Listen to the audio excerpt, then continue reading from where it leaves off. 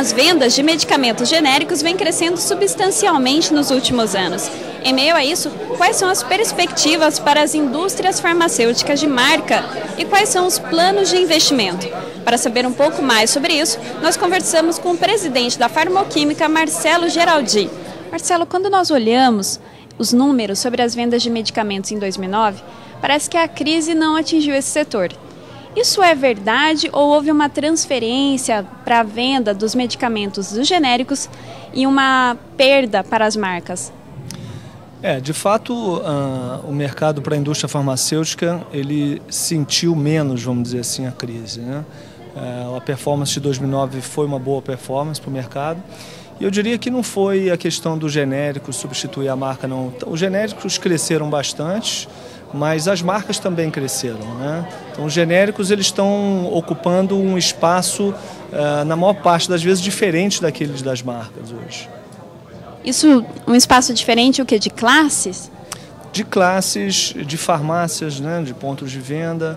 Hoje a gente percebe muitos genéricos que atuam em farmácias menores, que não chegam a atuar nas grandes redes, né? Nas farmácias de maior expressão. Então, a própria classe CD que entrou no mercado, né, ela é uma classe que está ampliando o seu consumo e, portanto, também impulsionando os genéricos. É claro que parte dessa venda ela tem uma troca pelas marcas, mas isso já aconteceu com maior expressão no passado. Hoje isso tende a ter uma certa estabilização e os genéricos passarem a crescer em cima de fim de novas patentes que estão em voga ainda, né? Então que eles vão poder lançar novos produtos e não tanto em substituição às marcas. Então eu posso entender que há uma parcela do mercado, um perfil de clientes que não compra o genérico? Não, eu acho que todos compram, mas tem uns que são mais suscetíveis, né? À medida em que a pessoa chega na farmácia e pede por um produto mais barato, ou uma substituição, ou está mais aberto a uma indicação da própria farmácia, então ela tende a ser um consumidor maior de genérico. Mas todas as classes hoje estão consumindo genérico. Algumas preferem ainda as marcas, talvez não tenham tanto, a questão do preço não seja tão relevante, mas em algum momento também consomem genéricos, né?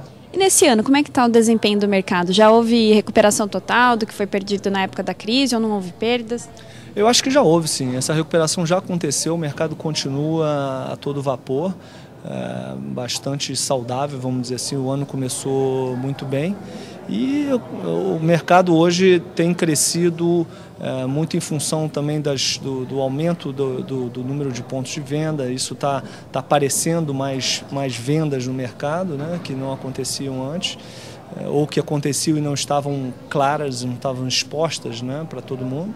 Então, eu acredito que se houve alguma crise, já passou. A indústria de genéricos tem perspectivas de crescer muito, até de dobrar as vendas num curto prazo. Como vocês lidam com isso? Há alguma estratégia para driblar o crescimento da venda dos genéricos? Certo. Na verdade, a gente hoje está evitando, inclusive, o embate com os genéricos, diria assim, né? A questão de driblar o genérico, talvez no passado tenha sido importante, quando nós ainda tínhamos marcas que foram substituídas por genéricos, mas hoje nós temos um portfólio de produtos que eles são produtos exclusivos, com um trabalho ético junto ao médico, e que o médico faz questão de prescrever aquele produto, e muitas vezes aquele produto não tem uma substituição por genérico. Então nós estamos buscando um portfólio de produtos onde nós trabalhamos com marcas, e de preferência com marcas exclusivas no país que não possam ser substituídas. Dessa forma a gente não quer esse embate.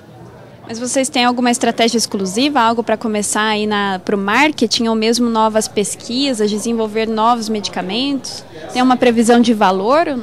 Sim, nós temos hoje um segmento que nós passamos a investir desde o ano passado, muito forte, é o segmento de fitomedicamentos, né? Nesse segmento nós estamos já iniciando pesquisas, algumas já estão acontecendo, de novos produtos, e que é um mercado basicamente para marcas também, né? Nós também estamos no mercado de dermocosméticos, que é um mercado que também não conhece muito a questão do genérico, não tem muito o impacto do baixo preço, é um mercado de high-end, vamos dizer assim. Então, é um pouco essa a nossa filosofia, de buscar segmentos onde a gente possa fazer um trabalho focado em marcas e que o consumidor e o médico valorizem o produto mais do que o preço em si, né? Quanto ao varejo, né, as redes varejistas de medicamentos estão crescendo muito. Isso tem algum impacto positivo ou negativo para as grandes indústrias farmacêuticas?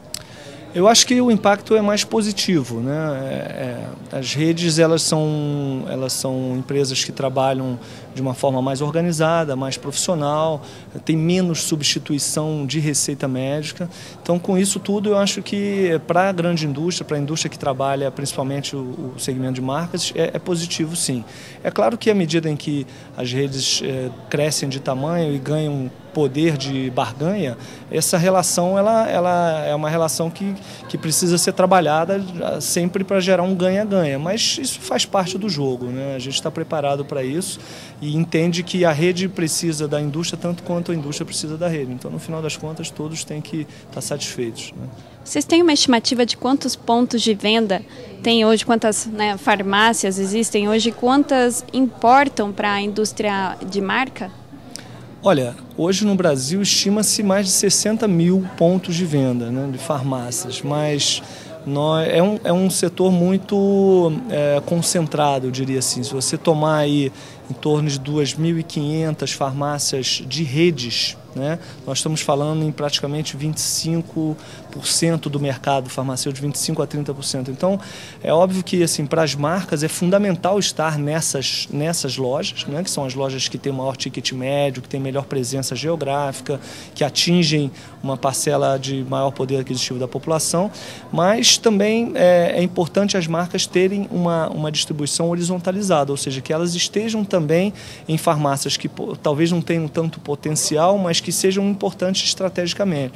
Então, eu diria que um número razoável para se fazer um bom trabalho no Brasil hoje com visitação médica, para as marcas estarem presentes, é algo em torno de 10 a 15 mil farmácias. Você está bem coberto, eu diria, com esse número de farmácias. Essas são as farmácias que têm um peso para a indústria de marca? Então, seriam 15 mil, uma porcentagem pequena. Pois é uma porcentagem pequena, mas nós estamos falando aí de mais de 80% do faturamento da indústria concentrado nesse grupo, né? Então, o custo e o esforço para você aumentar a partir daí, ou seja, 20, 30 mil, em alguns momentos não compensa. A não ser um produto que seja um produto de um preço mais acessível e que seja um produto de uso popular, ou seja, de um consumo, de um giro muito alto, naturalmente ele vai acabar atingindo 30, 40 mil farmácias. Nós temos produtos lá que atingem isso, mas talvez não tanto pelo nosso esforço, mas sim pelo próprio mercado absorver isso.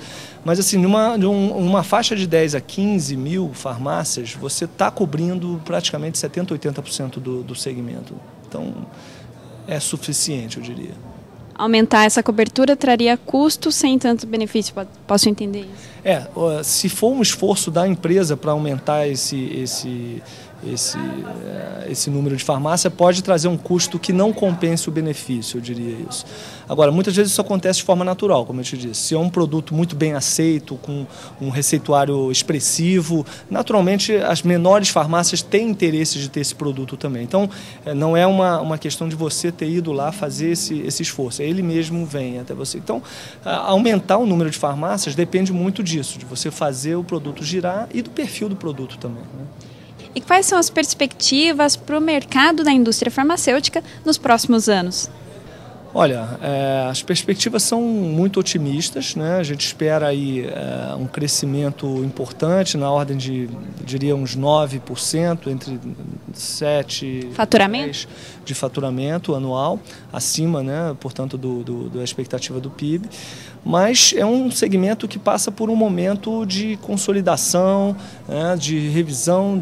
As empresas têm que rever a sua posição estratégica, onde elas querem atuar, se elas querem atuar mais no segmento segmento de marcas, se elas querem atuar mais no segmento de genérico. Dificilmente você vai conseguir atuar em todos esses segmentos de uma forma eficaz, né?